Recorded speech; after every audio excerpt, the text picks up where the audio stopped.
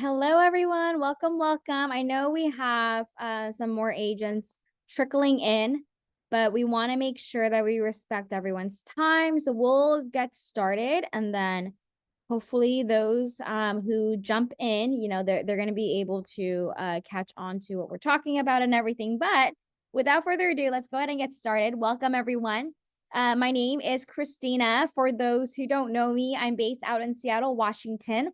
And I'm super excited for tonight's session. We actually have a powerhouse with us tonight, and I'm super excited for all the nuggets that you're going to get.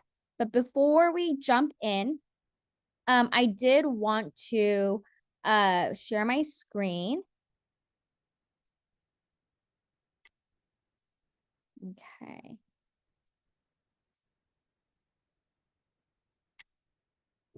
All right. So today is our monthly meetup. So every last Thursdays of each month at 5 p.m. Pacific time, 7 p.m. Central, 8 p.m. Eastern time, we have our virtual meetup sessions. And the series that we're on right now, and I'm your host, Christina Lee. The series that we have going right now is the Millionaire Maker series.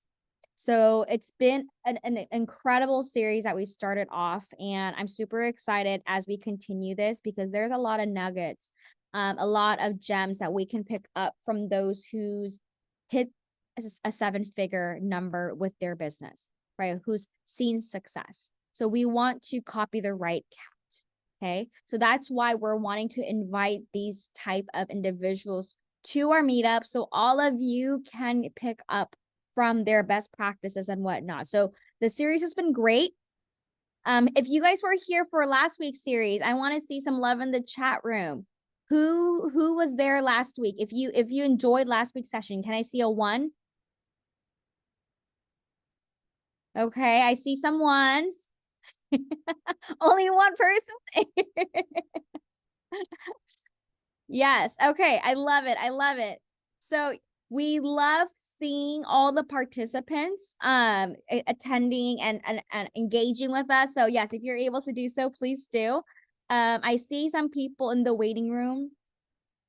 Admin, if you can let them in, please. Thank you.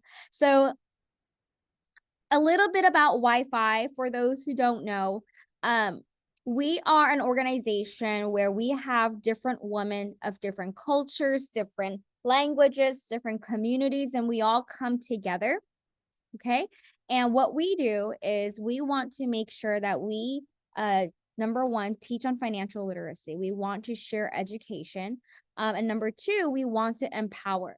So we do that by recruiting and training so that we can make sure you have the tools that you need to then go ahead and empower your communities and your respective cultures and organizations that you're a part of. Because we know that we can't do it by ourselves. Okay, so that's our mission.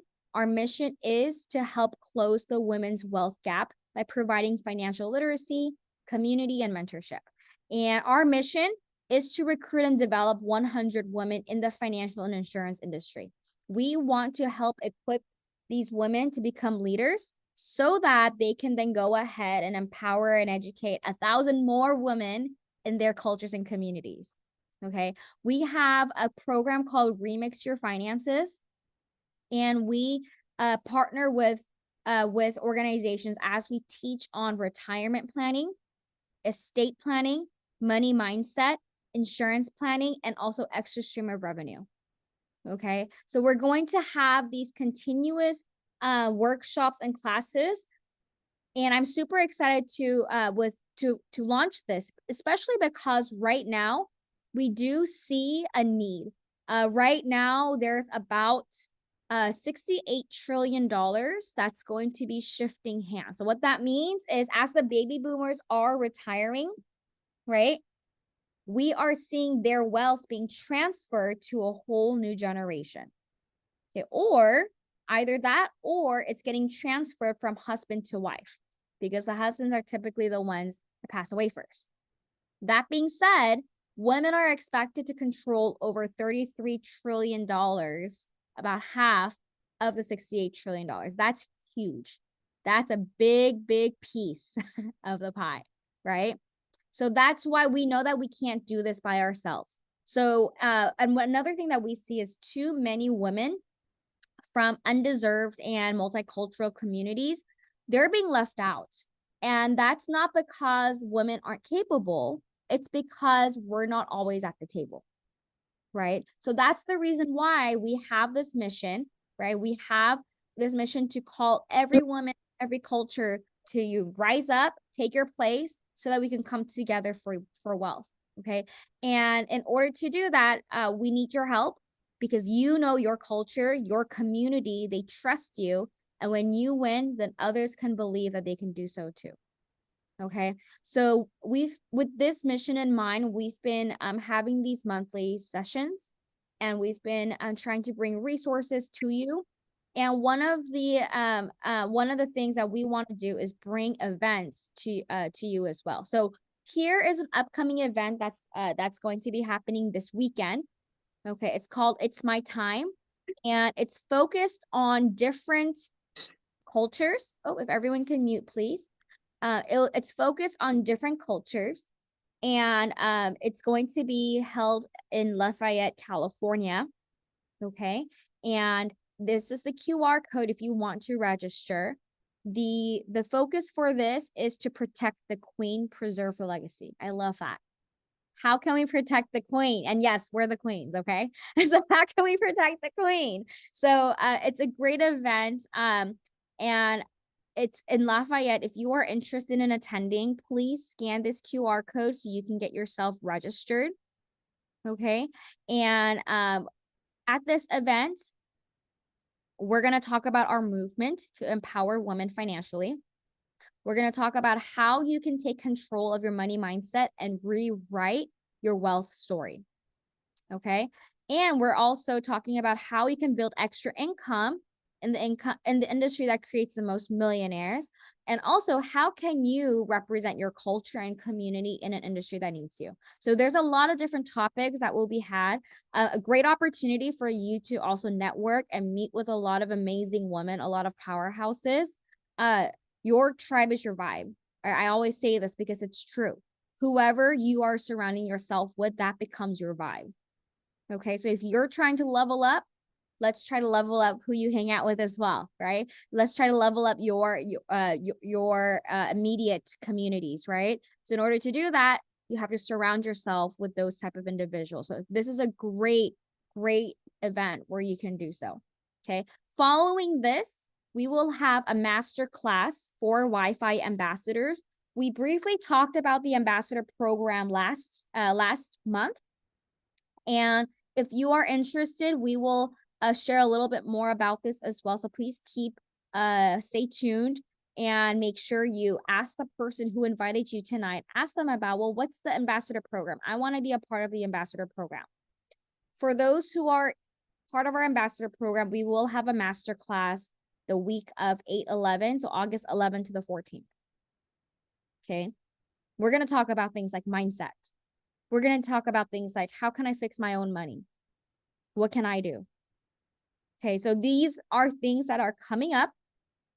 And if you are able to come to our master, or if you want to come to our master class, again, please reach out to the person who invited you so that we can keep you in the loop of what's coming. All right, now for the exciting part, I am super excited to introduce our speaker for today. Okay, I get to interview her. I have the privilege and honor of interviewing her, Miss Soojin Jang. So she is a real estate investor and entrepreneur. Okay, she is data-driven, analytical, strategic when it comes to real estate investing, and she's also a real estate broker in Georgia. Previously, she was also an actuary at KPMG, Kaiser Permanente, Blue Cross Shield. So she has a lot of different experiences under her belt. And she's also previously the founder of Summit College Prep. So she has quite the experience when it comes to things like money, investing. And today we have the amazing opportunity to hear from her. I'm really excited. I have like a whole list of questions that I'm asking her. So I'm so thankful that she's in Georgia. So I know time difference. I'm in Washington. So she's 3 hours ahead. So it's 8 p.m. So even being so busy, I'm so happy and honored that she's willing to speak with us tonight. So let me go ahead and stop sharing my screen so that I can see all of you and your lovely faces. Awesome. Okay, so Miss Soojin, thank you so much again for being willing being willing to speak with us. Tell us a little bit about yourself. Like, where are you from? I know you're from Georgia, but where in Georgia? And what were you doing before real estate? I know you listed a whole bunch of different experiences, but what happened like right before you jumped into real estate? Well, thank you. It's such an honor to be here. So I, so I was born and raised in Korea. I moved to California to go to college. And after college, I uh, got my first couple jobs in California, then moved to upstate New York because the company in upstate New York offered to send me to grad school. And I couldn't last there for too long. The winter was really brutal. So after 3 winters, I decided to move down to Georgia where it doesn't snow. So I moved around the country pretty much looking for better job position each time. Mm, okay. And how did you get started in real estate and real estate investing? Well, I was extremely poor in my 20s and early 30s. And that made me grow this obsession over owning land. I think it's because I don't want to be poor again. And I have this conviction that owning a piece of real estate will never fail me. Oh, wow. So that's how you got started. Yeah. Yeah. Did you have any other like formal education or mentorship, things of that nature when you got started? I've had a mentor. It wasn't very official relationship, but I did have a mentor. But about education, not really, and that's something I Okay. regret. I wish I spent more money in getting those education Mm. because at the time I felt like oh, it's something that I can study on my own if I spend enough time. Mhm. But you know you don't really get to do that. You don't really get to sit down and study extra like when you have to work and make money. So that's something I would, if I could go back in time, is something I would change. Yeah. And I'm sure it wasn't as accessible back then either, right? Like That's nowadays, true. Yeah, because that's very nowadays true. we have things like Wi-Fi, right? I'm Wi-Fi, YouTube, like a lot of free yeah. information now. Yeah. Hmm. And for you, like when you first jumped into real estate, like what was your very first deal like, especially on the investing side? What was your, can you tell us a little bit about, your first investor deal structure? Like how did you jump into that opportunity? What was it like for you? Walk us through that experience. Yeah. So my very first property was actually back in California. I was 29 and I bought a small condo, but that wasn't gonna be my rental property. Yeah, I got it for my dad because I knew I would leave California and I wanted a stable place for him to be, permanently. Um, then when I came to Georgia, I guess the first house I bought in Georgia was actually my first rental, right? And it was all I had was about $30,000, and I would have to spend all of it to buy the house. The house was 280,000 at the time. Oh, wow. And for me to put down like 10% and spend more on closing, like all of my savings would go into it. So that was really, really scary. I felt like the whole universe was against me. I tried to get out of the deal a few times, but my agent was he was very good at his job. So he didn't let me back out. I'm glad. I'm glad I stayed in and I still own the house. That was Mhm. back in 2016. Oh, wow. Have you used the equity from that home for other opportunities as well? Or, how? like what have you done since? I'm sure you've expanded quite a bit, but have Yeah. you is that the equity there for other real estate investment opportunities?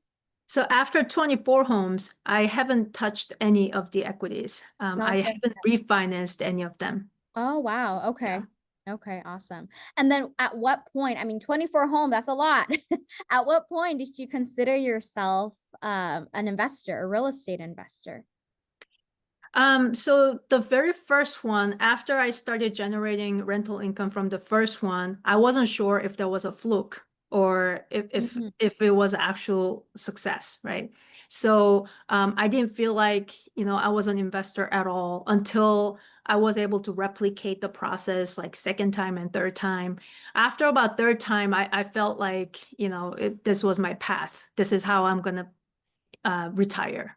Yeah, that must have been quite a transition for you because like you've mentioned, you said you grew up very poor and then all of a sudden now you have these real estate assets. That sounds like it was quite a journey from getting from one mindset and then shifting it to a completely different mindset. So, Yeah, so I didn't grow up poor. Like I think I grew up okay. But the poverty struck me in my 20s. Like it was very sudden, right? A lot of bad things mhm, happened all at the same time.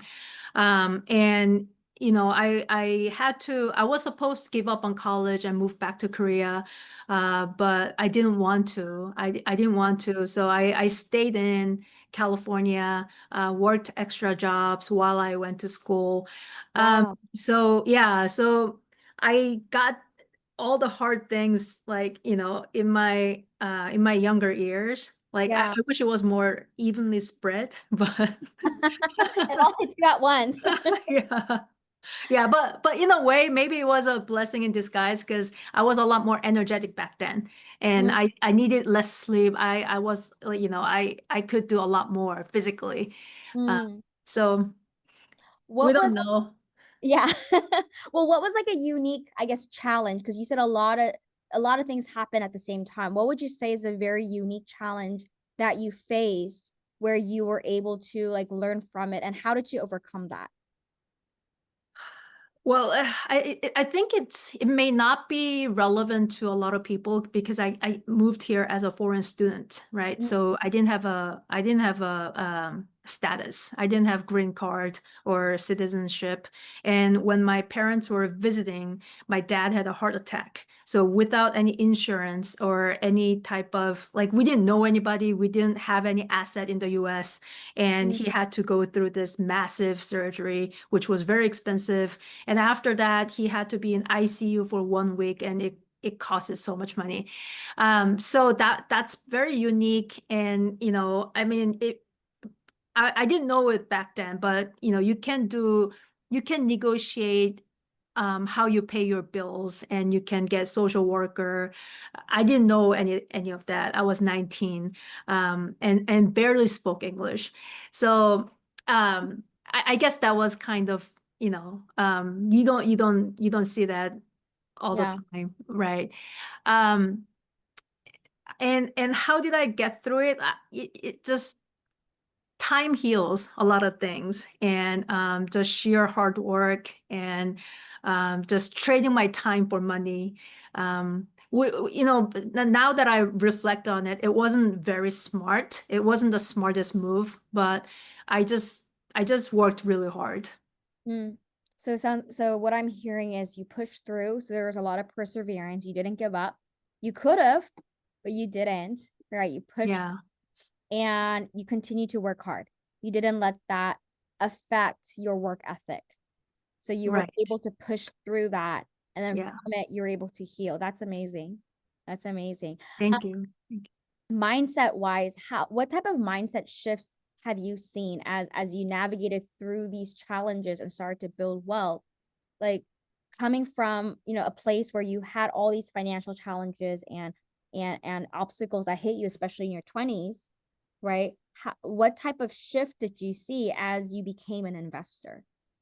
Yeah, so that's a very profound question. So when I got my first rent, which was 2018 August, right? Mm, I got $2,200 as my first rental income. I got very emotional. I teared up, literally teared up. I called my dad and like I was like, wow, like, I have this in my bank account. Like this is amazing. I didn't work for this. Um, so the shock of that was because I had been up to that point, I had been trading my money and sorry, my time and effort with money, Mhm. right? And it just means that when I got that rental income, I felt like I didn't deserve it. I think that's why it was so shocking, right? And I still struggle with this mentality, like you have to work hard for money, Mm. and that's not true, right? You don't have to work hard to make money. You just have to be pretty smart about that. But it's just very deep-rooted concept that and belief that I grew up on. So it's very hard to lose it. Yeah. And we talk about this here as well. Like, what was your first memory of money? What is your relationship with money? I think that's why we focus on the mindset piece a lot, because especially as women, money is different, right? Like, and we always think about there's a lot of self-worth that ties into money, where Hmm. there's a lot of things that we need to do like intentionally to unravel that, which and that's a lot. There's culture involved in that, how you were brought up. There's so much that's underlying, but the underlying thing that that affects what we do and how we do things of our relationship with money. Like that's what we're trying to get to. But like you said, it's a lot of self-reflection and digging that you have to do to get to that core. Yeah. Hmm. Was there any specific challenges that you would say taught you the biggest lesson during that time? Um, Biggest challenges. That taught Well, that's like a so memorable lesson? I guess being Asian immigrant, there's definitely a certain stereotype, right? Can Mhm. we drive? Are we submissive? Mm, Do we have a voice, right? So I work with tough people, right? I work with contractors and technicians, and tenants, and usually tenants are family, so it's one on multiple people. So I learned to get pretty loud so that they don't walk all over me. I speak louder and I overreact. I observe that I do it. I'm pretty timid and shy, but when I have to work with them, like I hear myself yell if I have to. Uh, I need to act big. yeah. And I especially like being in the South in Georgia, I'm sure it's like when it comes to things like being a minority, Hmm. person of color, being a woman, Hmm. right? It's a lot different than like I'm from Washington Hmm. and I know we have our own little bubble, I say, because it's very diverse here. People of different race, they all hang out with each other's. But when I visited Atlanta, for example, I Hmm. noticed how everything was so segregated. Like Yeah. people, they hang out with their own kind, right? Yeah, Which is yeah. so weird to me. But I mean, for you, how do you have like a story or something where you've seen a challenge like that, where being a woman and a woman of color, especially, right? How was it for you being a minority? Yeah, so when I first came to Atlanta, it was very different from California. And a lot of people here are Christian, they marry young, relatively young. And uh, a lot of them are conservative, right? And when I bought my first house, that happened to be in established white neighborhood. Mm, So the people on my immediate left, they wouldn't talk to me. Like I said hi, like passing them, but they wouldn't turn my way because, I'm colored and I'm a single woman, which is really odd for them, right? Like adult, like living alone, like being single, like what are you doing, right? But that neighborhood changed a lot now. There are more Asian people, and I think it's gotten more diverse now. Wow. Has there been any times where you wanted to give up? Because especially if, I feel like that can also be lonely. It can also be if everyone like you said, if someone doesn't even like talk to you, which is crazy. Were there times you wanted to give up? Like how did you push through? Yeah, a lot of times. But every time I wanted to give up, I looked for a new person to partner up Mm, so that I would receive more energy from them and, get like I got to collaborate with a variety of partners who brought in like new energy and new money. Because I mean, I can't buy all these houses by myself. yeah. I ran out of money by the third house. Um, so having a new partner every time I wanted to give up has been helpful. Mm, mm. And it sounds like you do a lot of different type of collaborations then. Yeah, I have about 4 or 5 partners that I buy with, and I try to buy like at least 4 homes with one person. So it becomes, Okay. you have to reach what do you call it? Like critical mass. Mm, So there can be economies of scale, and out of the 4 or 5 homes, you only attack like one mortgage payment, so it can be eliminated as soon as possible. oh, okay. So that's like a strategy, it sounds like that Yeah. you utilize. Oh, that's so Yeah. interesting. Okay. Which makes sense. Which makes sense. And then on the real estate portfolio side, like what type of investments do you focus on? Is it typically single family, multifamily, or Yeah, single family homes.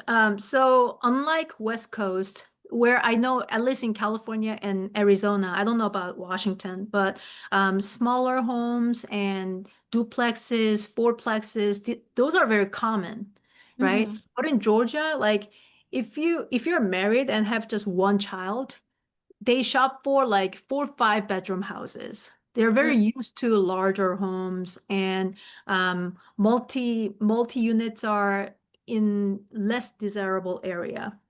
mm. So it's not necessarily good to invest in multi units in Georgia. It's very Oh, different okay. culture.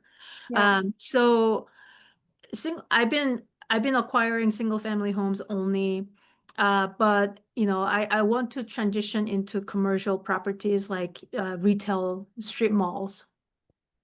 Okay. But those are a bigger challenge, and Yeah. that's why I've been just working on single family homes up to this point. Mm. And then financing wise, like how did you finance your first, I know you talked about like the very first transaction you really saved for that. But then Yeah. after that, how did you finance other deals and other projects? The first few was strictly out of my savings. So I was being pretty good with my savings because at the time I don't work W-2 job now, but at the time I had W-2 job, Mm, and because I wanted to buy more, like I was very disciplined with saving. okay. Um, but then after the third one, I ran out of money, so I got a partner so we could split on the down payment and all the other costs, right?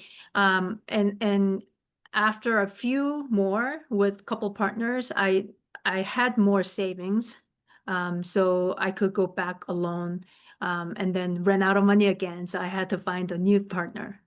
Mm. Yeah. And then can you maybe for those who are not so familiar with like real estate, because earlier you've mentioned like the economy to scale, right? And also you for each partner you focus on like four homes at a time. Can you Hmm. kind of explain like what does that mean? If you were to Yeah. explain it to like a kindergartner, right? So Yeah. brand new, how would you explain that? Okay. So, in California, because I believe majority of you are in California, right? I believe like all over, but yes, there's a good chunk from California. Yes. Okay. Let's assume you buy a house for $1 million in Alameda County. If you buy $1 million home, how much can you charge for rent? Mm, Any idea? Anybody in the chat, in the group, in the chat? Like, does anyone have any idea how much you can charge for rent? Like single family home, $1 million, let's say 3 bedrooms, 3 bathrooms. What do you think you can charge? Depending on the area, you can probably, because I have one that's about 500 and something thousand, and you can get about 3,500 a month Oh yeah, spot on. Somebody else said for it. 3,500. Yeah, I agree. So $1 million depends Yeah, that's about in California, the that's area, about how even a much. 3 bedroom dollar house. So, Right, right. I'm Um, sorry. She said you're right. and also in the group chat, somebody else said the exact same thing. In Georgia, if you buy about $450,000 home, you can charge that much, conservatively speaking. Like sometimes you can buy low 400, like 415, then you can still charge $3,500, right? So the dollars goes further in Georgia. So even if you only put down 10%, and let's say you are paying 6% in interest rate, let's say you net about $400 after mortgage payment, insurance payment, and property taxes, right? Um, Sorry, Christina, what was the question? So earlier you were explaining like economies to scale, Right, and yeah, you do 4 deals with each partner. So like, how yeah, did you come up with that number? yeah. Yes. Okay, so back to this example, as so with the same amount of money, you can buy 2 homes in Georgia compared to California, right? Mhm. And and if you can net about $400, then out of these 2 homes, you're netting $800. And if I buy 2 more homes with a partner, we're netting $1,600. And Mhm. with this proceed, we don't spend it. We don't split it and spend it.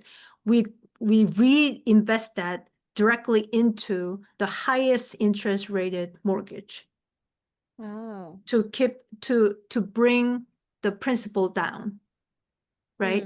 Mm. To bring the balance down. So that's what I said. That's how I attack like one mortgage at a time with Mm. each partner. Then when that's when that's eliminated, then we would attack the second mortgage. So Oh, my goal is to have all these homes free and clear. yeah. And I think I can achieve that in about 6 years. That's amazing. And you said you a total of 24 homes right now in your portfolio. Yeah. That's But amazing. if I continue to do this, right? Like, like some months because I don't work W-2 job anymore, like some months I need money, so I just spend it. But if I don't spend it, if I reinvest, paying down the mortgage, then if I do that aggressively, I can pay them all off in 6 years. But we'll Yeah. see if that happens. Yeah. Depending on what projects, future Yeah, projects you go yeah. into. Awesome. And then do you have a specific strategy you use? Like do you flip, buy and hold, Airbnb, Burr method? Like what is there a method that works best for you or you prefer? Do you think everyone knows Burr method? I was very impressed that you You put that explain. down. Oh, well, I'm around a lot of real estate investors. Could you explain what Burr is for people who don't know what that means? Yeah, Burr is BRRRR, 4 R's. So you buy, you rehab, and you rent, and then you refinance to get your initial investment back, and then you repeat, right? So a lot of people rave about Burr, and I get it. I get that it's a good strategy, except in this environment where interest rate is really high and property values went up, it doesn't really work anymore. So what I do instead, I do rehab and I do rent it out, but I don't refinance or I don't, or some people flip it, right? Some people just sell it right away. I try not to do that. I'm trying to hold on to that as long as possible. I think because of your background as an actuary work, I can see that you think about numbers. You assess things, you underwrite things a little bit differently, and you analyze it to see if it's a good deal or a bad deal. So I think your background definitely helps you a lot. Um, for you, then what strategy do you use? What strategy do you like for your portfolio? I like buy and hold. Mm, I'm pretty conservative and I don't like, volatility at all. So I when I spot a good property, I try to bring in the best tenant possible, and I make sure that they don't turn around too quickly. That is my strategy. mm. Um, is everyone familiar with 1% rule?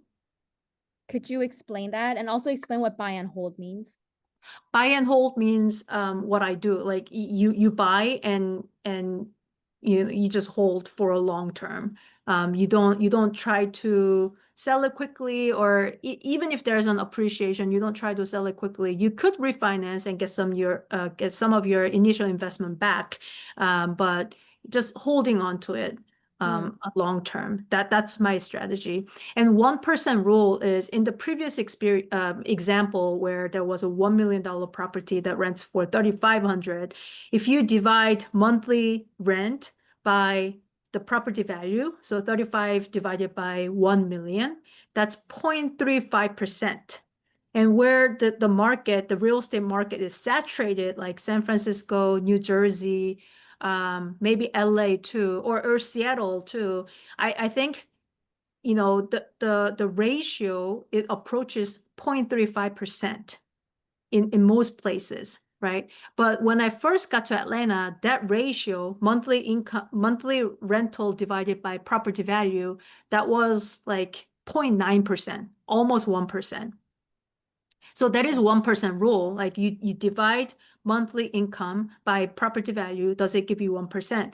That used to be rule of thumb, right? But these days, it's really hard to come by. It has to be tertiary, not even secondary. Like it has to be tertiary market. It's like very outskirts of metro area. So I don't know if I would recommend that, but at least try to find something above 0.65%, so it guarantees your cash flow. Mm. Thank you. And then there is a question in the chat. What title are you holding the 24 homes? Is it various title or under one umbrella?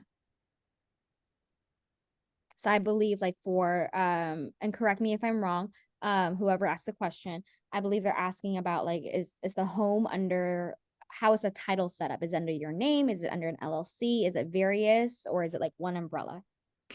Yeah, so it's all under my name. Or yeah, it is under my name. It's under personal, but it is not a good practice. I'm basically exposed to lawsuits and whatnot, especially with all these equity. But having an LLC doesn't really protect you either, because it's really easy to trace if you're a single member LLC. So I considered that too, but I didn't feel like that was necessary. And especially the filing gets really expensive if you file every single home under different LLC. So for the time being, it's all under my name. But once I pay off all these mortgages, I'm thinking about putting it in a different structure with an attorney. Mm. And there, when we say like different structures, like there's a lot of different ways, right? You can do like entity structuring, you can set up trusts, you can set up, and again, depending on what state, right? There are states like Wyoming, Nevada, where there's more Yeah. it's anonymous, so it's harder for people to go after you. So when you Yeah. work with an attorney, I'm sure they will help you with the And best. it's layered too, right? So nobody can trace you. Yeah. Yeah. Yeah. So thank you for sharing that. And thank you for the person who asked the question.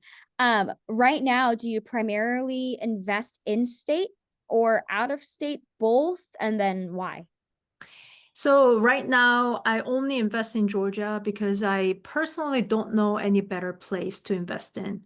Mm, The ratio that I was talking about, that's phenomenal here. And it's gotten smaller, but still it's pretty good here. It's still above 0.8%. And also politically, I'm in a state where the government is a little more landlord friendly. And just culturally, like you pay rent, you don't you don't skip payment. So all of those things combined, I feel like I'm in a good spot. Also, it's not a small town, right? Usually like smaller cities in Tennessee, for example, you can probably get a better rate or better ratio closer to 1%. But is there really appreciation projection there? Like, I don't know. But I feel like Atlanta is pretty safe to assume that it will grow in population and jobs. And is there any like risk? I guess what's the biggest risk that you took in real estate and how did it turn out? Oh, I took two really big risks in real estate. The first one was not defaulting on my property in California. So I bought that in late 2008, and I thought I was buying at the bottom.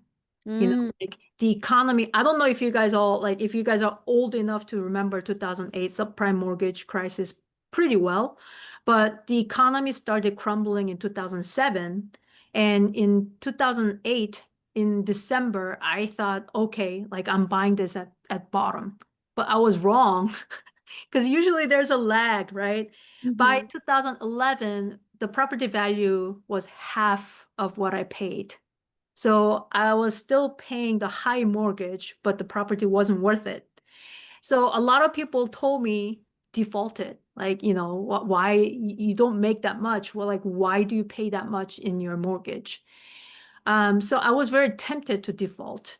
But at the time, the smartest person I could reach personally was chief actuary at Kaiser Permanente. I asked him, and he was the only person that told me to hold it. It was Mm, like, don't care how much you're paying, just hold it. Don't default. And he's a very successful single, I mean, sorry, not single, but white man, right? And I felt like, okay, there has to be some wisdom that, that I'm not used to. I'm gonna listen to this guy. And I'm glad I listened to him because so the value came back up. It surpassed the original value. When I sold it, the Bay Area real estate market crashed. So I didn't end up making a ton of money, but I I still got the confidence that if you hold through, real estate will come back up. mm, So I'm really thankful for that advice from the chief actuary. And my first experience with real estate wasn't really giving up. So that mm, was the first risk I took, and it ended up well. The second risk was when I bought the first property in Georgia. After rehabbing it, I wanted to just sell. Like I was so scared of getting tenants in because I didn't know what to expect. I didn't know who was gonna move in and who was gonna give me headaches. But I bit my tongue and just got the tenant. And thank goodness they were really good people. They were very clean, a very nice couple, very responsible. If they were lousy tenants, I probably wouldn't have the courage to go on to the next properties. So I'm very thankful for them too. sounds like you had someone within your circle, someone you can reach out to who gave you that, that wisdom, that insight, right? And Yeah, also being able to push through and being confident in your decision. Also, you saw the result from it.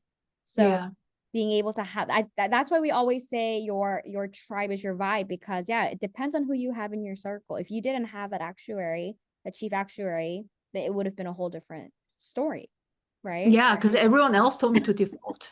Yeah, yeah. Yeah, yeah.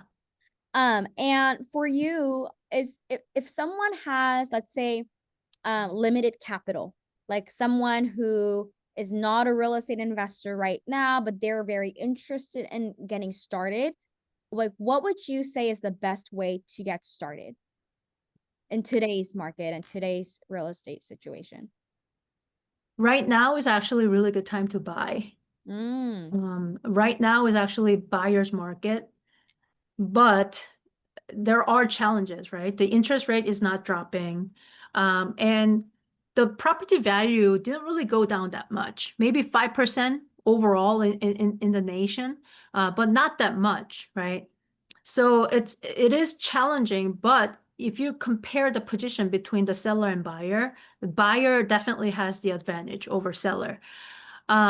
So it is a good time to buy, but if you're not ready, because of limited capital, I think the best thing you can do is probably reading, right?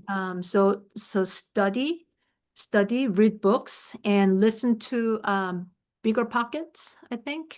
Bigger pockets. Yeah, yeah. And any books that they recommend is really good. And just go to conferences. There are a lot of free ones. Go to conferences and talk to people about real estate. If your friends don't talk about real estate, make new friends. Talk to your parents about real estate, talk to your siblings about real estate.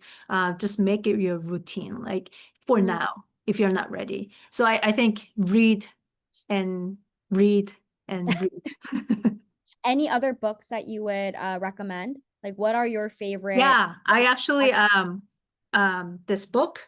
Oh, ABCs of So real estate investing. yes, Secrets. this Okay. is really dry, right? So before this book, probably go through Robert Kiyosaki's series, right? Rich Dad, Poor Dad. That's really easy to read. You can read that in one day.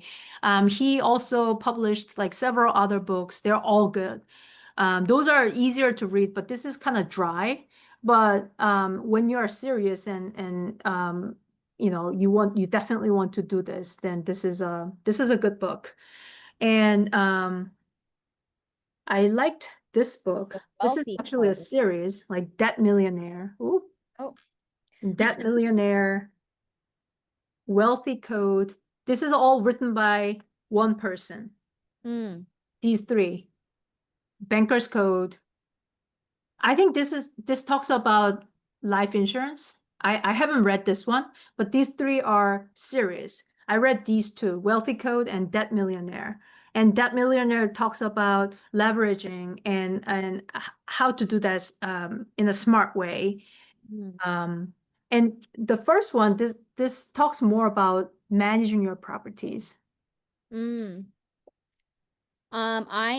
I just dropped it in the group chat. So for those who want to go to your Amazon, Audible, whatever you use, I just dropped the books that she just shared. Thank you. Is there any other resources that you would recommend for any women wanting to, get more exposure to real estate investing? Take my course. My course starts this Monday, but that will be in Korean. So if you understand Korean, take the course. We're going to be talking about underwriting and all the calculations that you need to understand as an investor, and also all the terminologies, all the things that I wish I learned when I didn't have money and when I didn't know anything about real estate. And when you say underwriting, it's determining like what's a good deal versus what's the bad deal, right? Exactly. Yeah. So there's a good deal, okay deal, and bad deal, right? I think good deals don't come along that often. But if you have enough of an okay deal, like, like kind of like B level, you can't really always have like A+ deals, but if it's B or above, I think, go for it. Awesome. And then you said it's in Korean. Will you have anything in English soon? Yeah, probably after that. So the first series is in Korean in August, 4 Mondays. But we'll probably start something in English afterwards. Okay. And since I know you're here, I mean, we're a big Wi-Fi family. Do we get like a family discount? I have to ask for my Wi-Fi women out here. Yes, yes, there will be a discount. Awesome. Awesome. So then if they wanted to get in contact with you for this, how can they reach you? Should I drop my email address on the chat? Yes, if you can drop your email address. So if there's anyone who's interested, or whoever invited you, if you reach out to them, they are all connected to us as well, and we can do the connection there. But if you're okay with this, Soojin, if you want to share your email address, that's great. If not, if you rather have us, oh, there you go. So she dropped her email address. So if you are interested in her program where she teaches on how to analyze deals, good deals versus bad deals versus okay deals, definitely her course is a great way to get that exposure. So thank you for sharing that. Are there any, I guess, like creative financing strategies that you would recommend, or yeah, if you can speak a little bit about that, and also credit, like how important is that? What advice do you have to like leverage credit? If you can speak on, I guess, the money side, right, of real estate investing. Yeah, credit's super important because you can't really buy properties without financing, right? Mm. Um, Also about creative financing strategies, I've never done seller finance, but that's the best thing if you can find one. Seller financing is the best thing. Can you I've explain bought, what that is? yeah, seller financing is instead of getting your money from your bank, you are paying the seller. So the seller acts as a bank. So you don't have to, it doesn't hurt your debt to income ratio. You can only borrow so much because debt to income ratio will get larger and eventually they will say no for another loan. But if you get seller financed, where the seller lets you make the monthly payment for extended period of time, whether that's 10 years or 15 years, that's the best deal. But it's really hard to come by. I bought my restaurant seller financed, but none of my properties was seller financed. Mm. So if you can find one, that's great. For me, for financing strategies, I either found partners or to spread the costs and effort. I have not done any HELOCs or seller financing in properties. Mm. And for those who don't know what seller financing is, so like how Soojin said, since you're not paying the bank, you can come to an agreement with whoever the owner of the home is. So for example, maybe instead of paying a bank an extra interest rate, maybe they locked in a great interest rate from a couple of years ago. So then you come to an agreement of, okay, if we do a seller financing deal, I'll pay you an extra point, or you can come negotiate some sort of an agreement so you can keep the good the low rates. And also, if you're not able to get approved with a bank, right, this is another great way to get that to buy without going through a bank. So thank you for sharing that. How do you structure your business? I know you talked about you buy and hold. Is that the primary way that you use to create passive income, or how do you structure, and how do you scale? So I have to confess that that's something I'm not very good at. Like make it scalable. I don't have system, right? Besides my Excel spreadsheet, I don't really have a system. But what complements that is I bring in really good tenants, right? So out of 24 homes, like nobody skipped payments over COVID. For several years, nobody skipped it. And they make it a lot easier for me to manage, although I don't have a system. So that's my next step. Like I need to implement system where a lot of things can be automated. But right now, like it's one person company, like my property management company is just me. And I do a lot of things manually. Mm. But having good tenants kind of, make up for that. But to go beyond 24 homes, if I want 240 homes, I would definitely have to automate and systemize it. Yeah. Is there because if you have good tenants, I'm sure there's a way how you found that, right? How do you I guess, how do you find good tenants, or how did you? Um, so as an agent, right, I'm not allowed to talk about, racial differences and Right. whatnot, but there's definitely certain communities that I prefer, right? Mm, Culturally, like I fit better with them, right? And when I work with them, I watch their demeanors a lot, right? Because not everyone is ready with paper. Like if you have your credit score, your FICO and all your documents, that's great. Like I just have to review that, but not everyone has it. yeah. So then you have to judge the character by demeanors. Mm, So that's something that's a skill set I had to develop over time mm, and that's, meeting so many families. so just meeting a lot of people, you're able to read that. There's a Yeah. question, Linda, boss lady. Hello, good evening. Oh, I- So, oh, hey, Linda, your question for you, Soojin, as it relates to your investors. Can you hear me? yes, we hear you now. Can you hear me? We Yeah. hear you now. Yes. Okay. So, thank you. So, as far as your investors on the properties that you brought investors on, do they stay with you the whole duration of the ownership of the property, or at some point do you buy them out? There were two types of investors. One type, they only gave me money. They didn't want to be in the title, which I think is better to be in the title with me, right? Because then you can take out the appreciation later on, and also you get paid every month for the proceed. But some people just want you to lend money, and those I already paid off, right?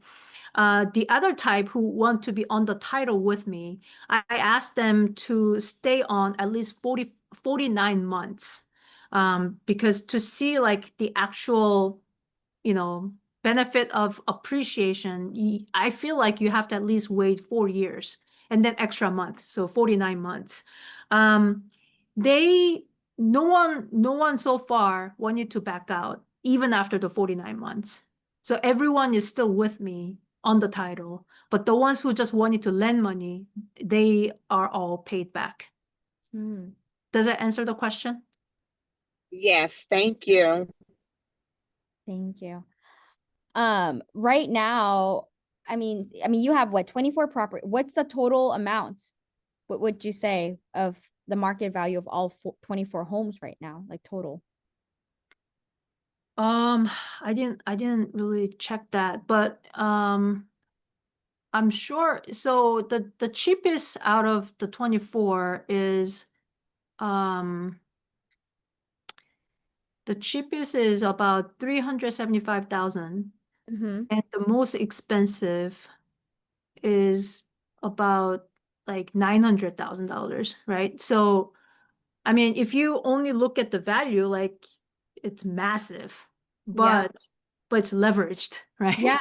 Yeah, Yeah. that's what I'm gonna So say. I think I'm about 60% leveraged and about 45% equity and Mm, 55 to 60% leveraged. that's amazing. So, I mean, needless to say, real estate definitely changed your life, right? Yes, yes. So I think on paper, I'm definitely multimillionaire. I don't feel like it, right? But because I don't touch the proceed, I try not to touch it. So I don't feel like I'm super rich, but on paper, I think it is millions Yeah. of dollars. Yeah. So then what does financial freedom look like to you right now? Because I'm sure it's a lot different than when you started this journey. Yeah. Well, so this financial freedom, it means to me, I help feed 166 kids in Uganda every single day. I provide a meal for them, right? And I spend time with my dad. He's 91 years old. And I just got back from Dubai and Uganda. So it all this is possible because of the asset, but again, I don't feel super rich because I don't get to fly around in first class. Like, I get to go on vacations, but I don't, it's not luxurious at all. So I there's still a long way for me to go. But as of right now, I feel pretty free and pretty thankful for Yeah. what I have. Well, hey, you know what? Even if you don't live luxury, I mean, you have real estate. Right? I have a friend who says this. He says, "Oh, I don't own like Louis Vuitton or Chanel, but I have real estate." It's just a different priorities, right? Yeah. So Priority. one day, if when everything's paid off, hopefully I get to have Louis Vuitton, Chanel, and also fly first class. But I guess it's just different priorities, right? You're able to focus and route that elsewhere. So that's why you're able to what if like you said, you have 6 years if you're aggressive about it, 6 years to pay off everything. That's amazing. Yeah. Thank you. And for someone who feels like intimidated or overwhelmed about getting started, like what would you say to that woman? I would say read. Um, Mm. just being overwhelmed about something is a clear indication that there's a lack of understanding. So, you know, once you think you understand it, then there will be confidence. So for Mm-hmm. now, just read, study, and learn the lingos, all the vocabulary that they say, and go to seminars and listen to gurus on YouTube. Then one day you will feel you're ready. Yeah. And like you said earlier, becoming exposed, like when you go to these seminars, you're being exposed to different individuals, different investors, like hanging out with those crowds, right? Then you're able to pick up on things too. Yeah, it Yeah. stimulates you. Yeah.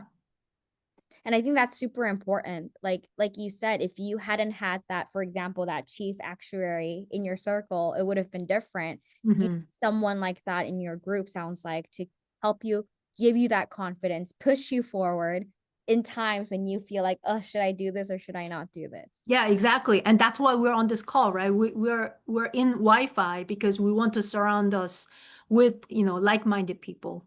Yeah. Awesome. And for you right now, what is your next big goal? Like, what is your next project that you're working on? Like, where are you focused at right now? So right now I want to create a real estate fund that's registered with SEC. Um, I think if you shift our perspective internationally, I think the only real money is US dollars. Everything else is irrelevant. I think US dollars is the only true money.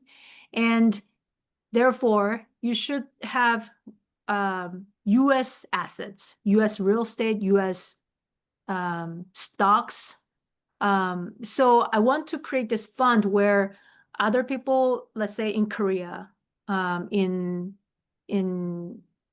Japan, I want them to have access to invest in real estate here.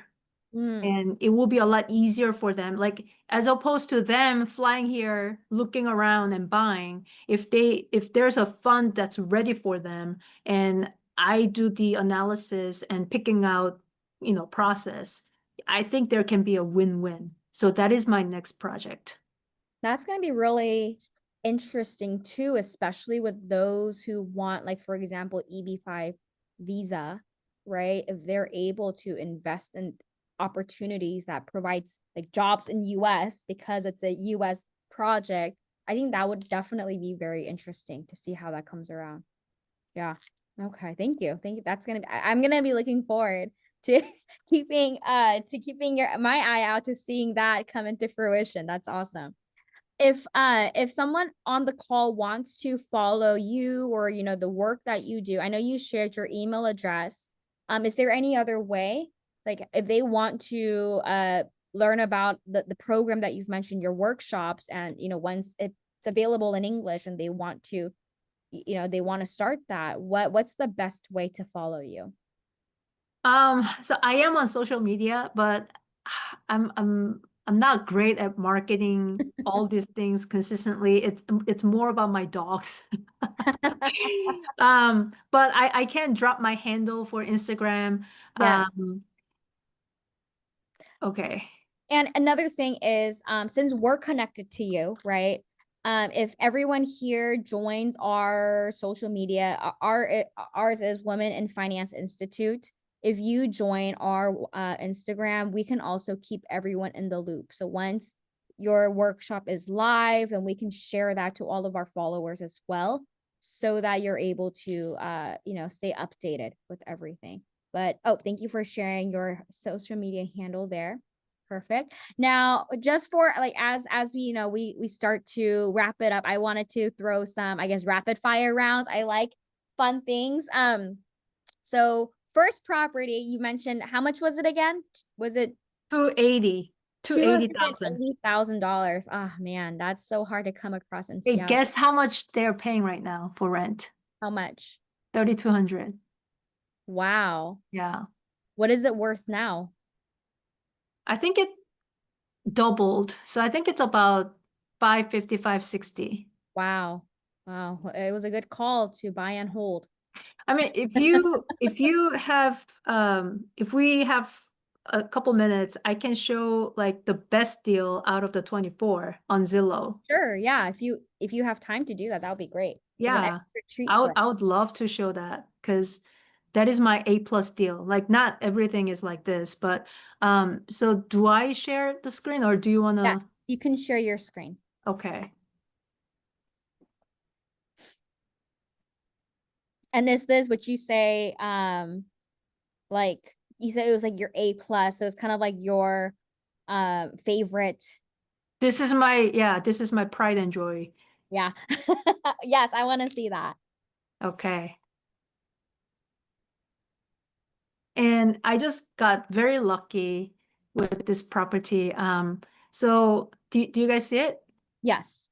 Okay. So I bought this back in 2021 in the middle of COVID, right? I bought it for 190. Initially, they wanted almost 250, but that didn't happen because the property wasn't really in good shape. Like see these growth, like trees, and it's pretty outdated. And there's only one shower. It's 1.5 bathroom house. Location is phenomenal, but very outdated. Hmm. And I don't know if you can see, but like these were broken. The glass door was broken. Like it doesn't look that attractive. And the owner was a company, Hmm. and they were in Texas. So nobody cared about this property. So,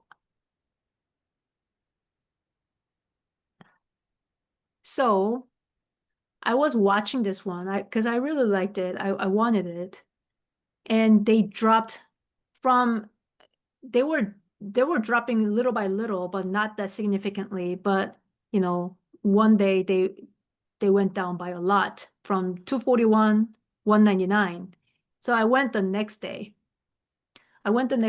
And I offered like 190, even lower than what they dropped. And because no one else was interested, they ended up selling it to me. And now it doubled, right? In 4 years, it doubled. And I'm charging 2,650 out of this home. Wow. And the first tenant that moved in, as soon as right after I closed, they still live in it. And I've been raising rent every single year. Hmm. So yeah, so I bought it very cheap, and I remodeled this house for $8,000. I paid a crew, like very small crew, like two-person or three-person crew, and they removed this wall.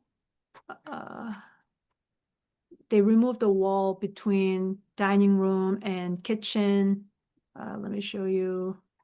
Yeah, this wall to Hmm. open, right? And we repainted the cabinet. Um, So very, very small amount of money to rehab, and we were able to rent it. And because the location is super, I can keep on increasing the rent. So Wow. yeah. What would you say is like a red flag for real estate? Red flag, you have to see if the county is pro-tenant versus pro-landlord, right? Because Yeah. the worst case scenario, the biggest fear of yours is going to court with the tenant, right? And the worst thing happens, are you going to be protected or not, right? So the county, the political tendency of the county is important. Mm, And once that is favorable, then I think you have to look for job growth in the area, because growth. population growth, job growth is everything in real estate. You have to have the demand, right? And you also have to see the desirability of the area. Is it easy to get to highways? Is that where people prefer to live, right? So that you can keep on increasing rent year over year. So location, location, location. Awesome. And what would you say is your morning like routine? Like what is your non-negotiable, must have, must do for your morning routine? Walking my dogs.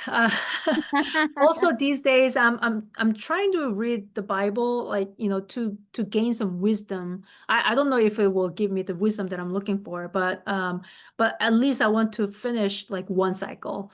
Mm, So those two are my morning routines. And sorry, going back to the red flag, I think you should also study the average age of the city. average age of the city. Okay. Yeah. So if that is too old, you don't want to invest there. Ah, So Atlanta median or average age, those two are different, but either one, I think it's in low 30s. low And 30. Dallas is young too. Houston is young too. But once it gets, close to 40 and beyond 40, I think it's less desirable to Mm, invest. to look at for the longevity of potential renters. Yeah. Yeah. Sounds like. Okay, awesome. And then what would be your dream real estate deal? Oh, my dream deal. Something like this. Yeah. Am I still sharing? Oh, no, not anymore. Okay. Yeah. Another one like this, or shopping strip. Oh, buying a shopping strip. Yeah. Okay. Yeah. That is Awesome. my dream. It's like, hey, I own this whole strip. That yeah. Yeah. Yeah. And Um, open a coffee shop. and open a coffee shop. Yeah. Yeah. And then last rapid fire question. What is a money habit of yours that changed your life? Um, I'm not as good at this anymore, but I was very disciplined about saving. Mm, But I'm 46 now, so like also I want to spend everything I have before I die. I don't have children, so I want to make sure I enjoy every penny. But when I was younger, I was really disciplined and I was all about saving. So mm, I think not forever, but I think for a period of time, there has to be some several years or decade where you focus on saving and creating the seed money. yeah. Yeah. I mean, that's how you started your journey too, sounds like, right? So you started Yeah. the real estate journey from that discipline, from saving, right? And now look at you, you're in your mid 40s, multimillionaire. Hey, not bad. I know a lot of people are trying to get to where you're at right now. So not bad at all. Any last words for us before we wrap it up? Um, please consider my course. I'm just kidding. It's gonna be in Korean, so I don't know, but when I do have English course, please be look out for it, and if you are available, look into that. Awesome. Yeah. Well, thank you so much. Thank you so much. And thank you to everyone who joined the call. Follow us. We'll make sure to keep you informed of the upcoming course by Soojin and her Academy for Real Estate Investing, if that's the course that you want to go. And again, we're all about building wealth. We want to make sure we educate you all on how to do it yourself, so that you're able to build wealth through real estate, protect wealth. We want to make sure you preserve wealth. That's our mission, right? So again, thank you so much for your time, for sharing your knowledge with us. And everyone else, thank you for joining. We will see you all next month, last Thursday of every month. We have our Wi-Fi call, so stay tuned for our next session. And Victoria said, Soojin, I may have a strip mall for you if you're interested. So In Georgia? Victoria, Soojin's email it's in the chat. It's Soojin@goldbrickre.com. So maybe you can reach out to her there. Yes, I will. I'll tell her. Thank you. Awesome. Well, thank you guys so much for joining. We will see you all at our next session next month. Thank you. Thank you for having me. Yes, thank you.